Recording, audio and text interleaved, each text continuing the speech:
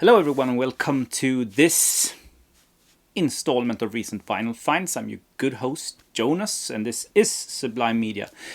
This time I'm going to show you my recent vinyl finds, and these are not that recent really, because I think the oldest ones that I'm going to show you is 6-8 months old maybe, but they have been stacking up and I have been listening to them. So finally, my routine is I clean the records, I play the records, I show you the records, and then I'm filing the records. So this is the showing part, I guess. But before we go into the records, cue music.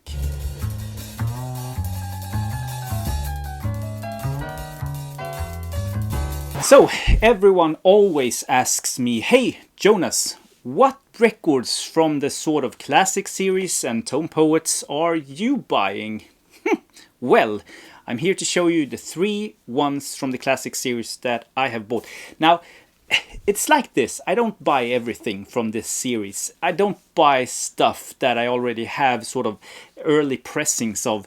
I know that the sound quality will probably be better from these reissues, but I can't really motivate myself to put out the money, and I don't want to sell the sort of the early pressings. And they sound great, so the first one that I actually bought was this one, Lou Donaldson Blues Walk. This is from 1958, and you have Lou Donaldson, Harman Foster, Peck Morrison, Dave Bailey, and Ray Barretto on this one.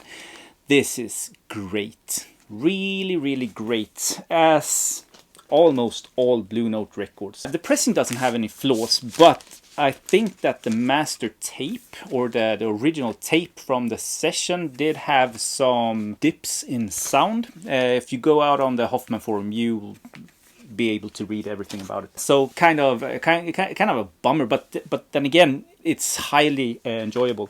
And so was this. This is Dial S for Sonny Clark with Art Farmer, Curtis Fuller, Hank Mobley, Wilbur Ware, Louis Haynes, Blue Note 1570. And the 15 series is probably the best. 1957. Again, this is a great one. And the period around 57 to 59, just amazing. And the last one I'm going to show you today is one that I actually didn't have. I've seen it in stores. I think it was a 70s reissue, something like that, in a local store, and I didn't buy it. This is like 10 years ago. I didn't buy it because they asked like humongous prices, which in this case today would be probably a bargain. But yeah, 10 years ago it wasn't. This is Milt Jackson, and this is the final one I'm going to show you in the sort of the Blue Notes that I have bought and listened to. Yes, listen to Milt Jackson with John Lewis, Percy Heath, Kenny Clark, and Lou Donaldson, and the Thelonious Monk Quintet, 1955, and this is just a gem. And I think I will give Thelonious Monk the title of my favorite jazz artist. Well, he didn't need it, but he got it. This next one is, I found it for 20 euro less, 18 euro maybe. I bet that the site that sold it had a mishap or something like that, because it doesn't exist on the page anymore. But I bought this and 3 other records, none that I'm going to show you today except for this one, but this is the new Jazz Orchestra, and I won't even slaughter the sort of the title on this one. This is a reissue from Verve. It's called, the reissue series is called the English Jazz Explosion, and that's probably a pretty good title for these titles. It's amazing, great sound quality, and the music is just fantastic. Ian Carr is on this one, which is a great player, famous for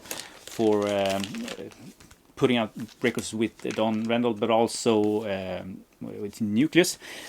Yeah, iconic English sort of classic jazz record. Highly recommended once again, and this is still, I think, still available in stores as of today when I'm filming this at least. So hurry up to get yourself a copy. I don't know what it is, but sometimes I just luck out when it comes to these online stores. And I think I paid €9 for this. again, I think that the store, in this case Amazon, did sort of huge fail. Don't know if they mixed up the records or whatever they did, but this is Chet Baker Sings It Could Happen to You on Craft Records. Sound quality of this is from another dimension. The Craft Records is, I mean, you cannot go wrong with these pressings, and I wish I had them all, but I buy too much early stuff, so early pressings and stuff like that, so I don't have that money. But for €9, it's a no-brainer.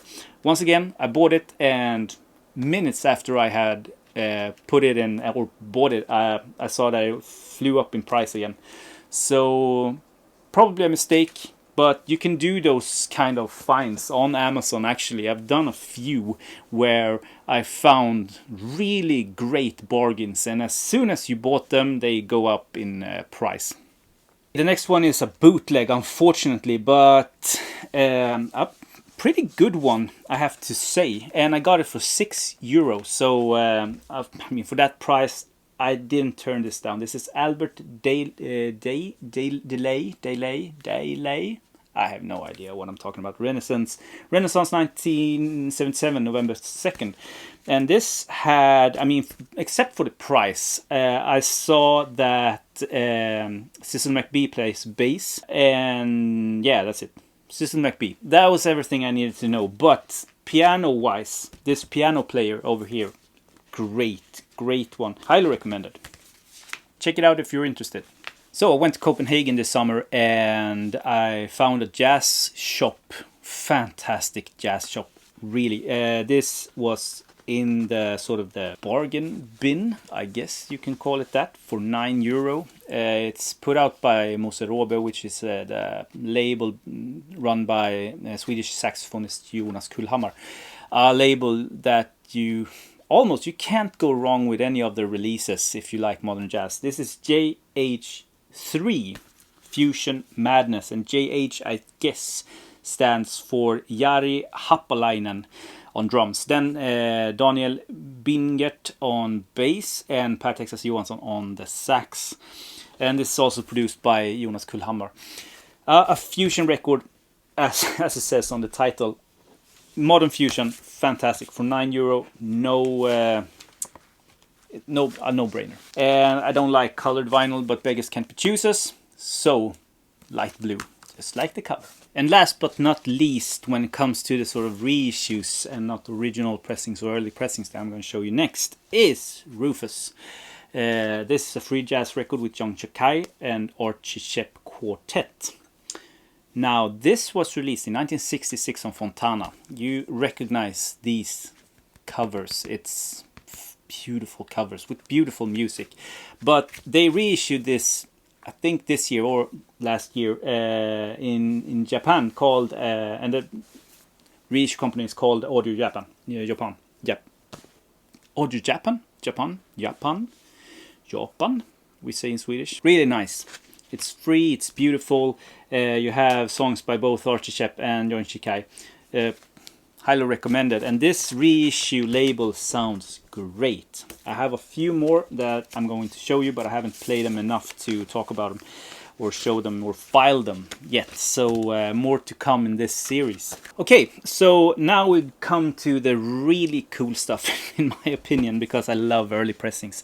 That's my thing, I guess, but I can't really seem to not put my hands on the reissues that just falls in my lap. Okay, fuck it. 1976. This is Benny Bailey Quintet. How Deep Can You Go?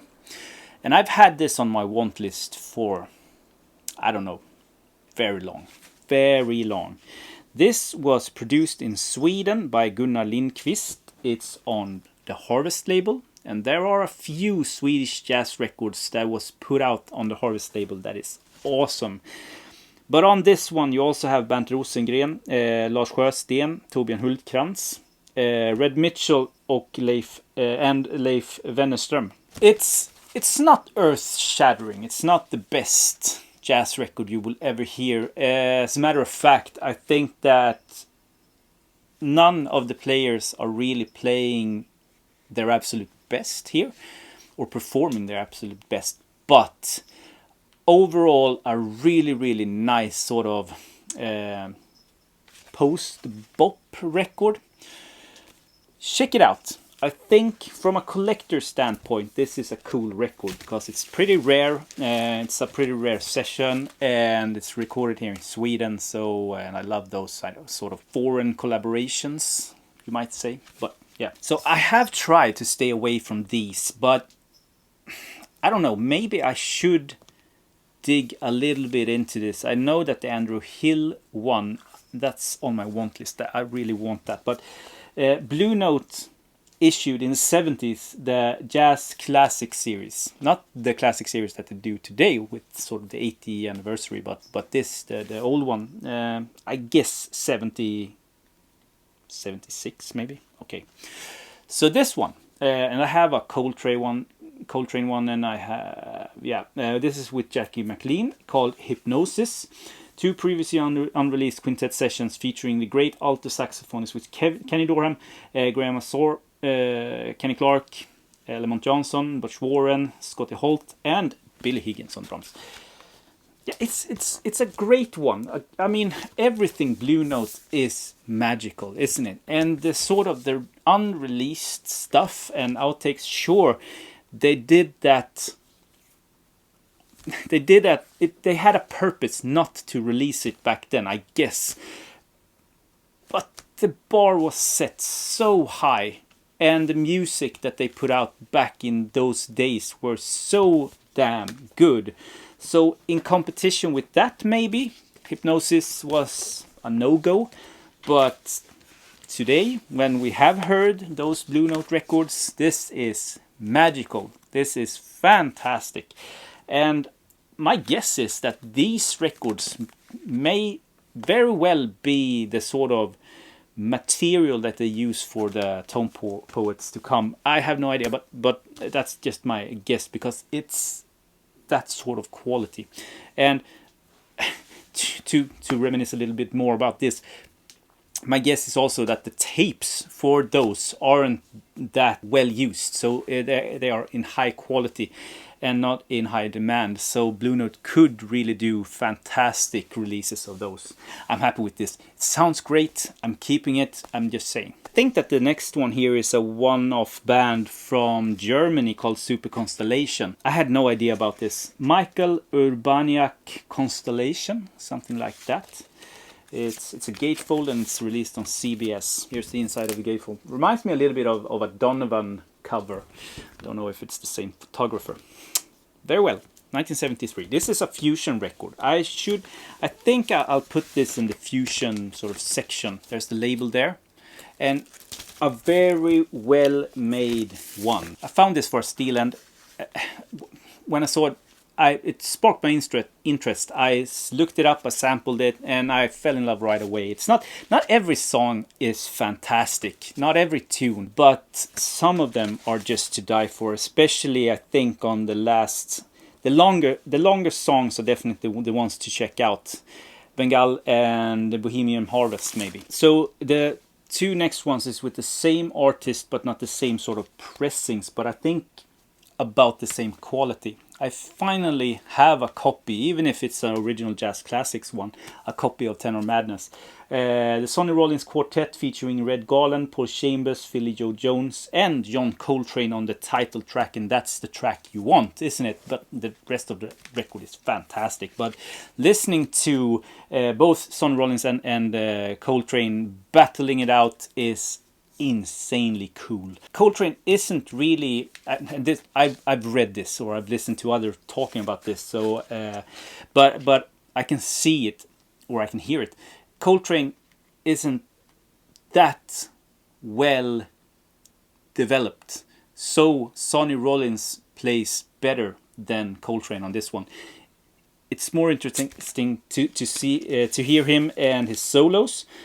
With that being said, shortly afterwards, I mean, Coltrane ran circles on Sonny Rollins, didn't he? Fantastic record, classic. And talking about 10 out of 10s, shit. Saxophone Colossus by Sonny Rollins, 1957, 56, with Tommy Flanagan, Doug Watkins and Max Roach. This is one of those 10 out of 10s, classic records. It's mythical and one of those records that really live up to the hype, in my opinion. There's not a bad moment on this, and Sonny Rollins plays his heart out. Fantastic playing. Finally in my collection. This is actually a prestige 80s reissue, something like that, and it sounds okay. I wish I had a audiophile pressing of this, but for the price I paid for it, I'm glad. Okay, I'm gonna slaughter some Polish names here. No, I'm gonna try not to slaughter the names here, but this has actually been on my want list forever. It's not an expensive record, but I've never really seen it in a store or on a web page or something like that for a affordable price, or a price that they go for. And finally I have it. This is from 1977. It's a jazz fusion record, and it's one of those Polish fusion records. If you know what I'm talking about, they have a special sound. I think that they remind me a little bit of the sort of the Swedish fusion sound that you had in the 70s, but not as polished. No pun intended. On Musa or Musa stereo, made in Poland. Sound quality is okay for what it is. And I actually don't know how I came upon this and put it on my want list in the first place. I think that it's one of those songs that I heard and just like put it on the want list right away. But yeah, glad I got it now. Great record. Rocking my t-shirt also today, International Harvest t-shirt. I made it myself. Please write if you're interested in one. Okay, so the next one, I'm going to show you a box set. And it's not a box set per se. Well, it's a box set. I'm going to show you. It's the Evening or An Evening with Ornette Coleman 1967. Looks like this. And it comes with a nice little booklet and 2 records. I exchanged the inner sleeves because they were lousy. Yeah, labels, Polydor, or ordinary Polydor. They could as easily have done a sort of a gatefold 2 LP set sort of thing, but yeah, this is what we got. Pretty cool. This will look cool in the shelf, won't it? It's a trio setting first and foremost, with, and I'm reading here now, Charles Moffett on percussion, but the double bass is played by David Itzensonen. I can't recall ever hearing his name, but he plays really good on this sort of this evening. It's recorded in England, and what really stands out on this one is sounds and forms for wind quintet, and this is only my opinion. It seems like in 1967 Ornette tried to stretch the format of jazz even more with this modern sort of classical composition, because you have a sort of a virtuoso ensemble of flute, oboe, clarinet, bassoon and horn. And I mean, we associate Ornette Coleman with change. We associate his name with revolutionizing jazz time and time again in one way. And in 1967, this is a fantastic release from Ornette.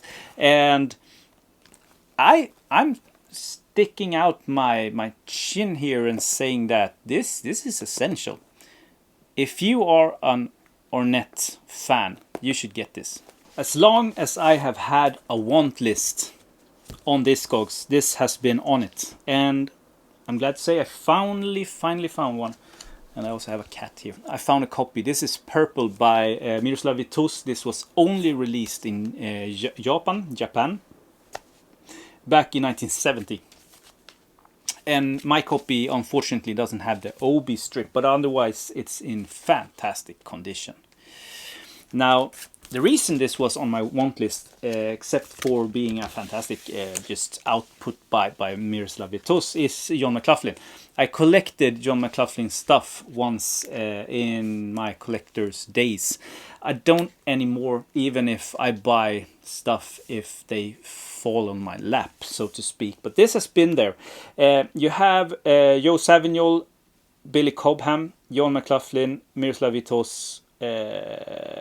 Yeah, I think that's it. So if you are looking forward to a guitar shredding sort of record where John McLaughlin really, you know, stretch out, this is not that record. Not at all. It's quite the opposite, actually. This is John, but especially Miroslav Vitos at his most relaxed. It's a fantastic sort of almost spiritual, dare I say, fusion record that I recommend everyone to check out. And from a collector standpoint, this only being released in Japan, it's a cool sort of small artifact to have. Great record, great vinyl. Moving on. The next one is also one that I've had on my want list for a very long, and it's the magnificent Alfie soundtrack by Sonny Rollins, and orchestra conducted by Oliver Nelson. Fantastic record from 1966. This is a second US press on Impulse. Love those Impulse labels. So the personnel here is Oliver Nelson, Sonny Rollins, Jimmy Cleveland, J.J. Johnson, Phil Woods, Bob Ashton, Danny Bank, Frank Dunlop, Walter Brooker, Roger Calloway, and Kenny Burrell. January 1966. That's a fine lineup, and this is a classic. Once again, Sonny Rollins. I think I scored his 3 best records. I don't know, maybe. Put it in comments if I missed anyone, but I think that these 3 that I shown in this video is the best ones. And last but not least, a Nucleus record. Finally, I have another Nucleus record under the sun, 1976. And this is the first UK press with the sort of the textured sleeve. They only released this as a spaceship label, so no Vertigo swirl sort of thing, just a Vertigo spaceship. And when it comes to playing, there's nothing wrong with Nucleus and Iron Car. This is not the best Nucleus record, but it's, like all Nucleus records, well worth listening to. And again, as a collector, this is porn, isn't it? So yeah, that's the finds for this time. I hope you had a great time. I had it. And if you have any comments, please write down in the comments below, and I'll answer them as soon as I can. But until my next video, have a great day, everyone. Bye.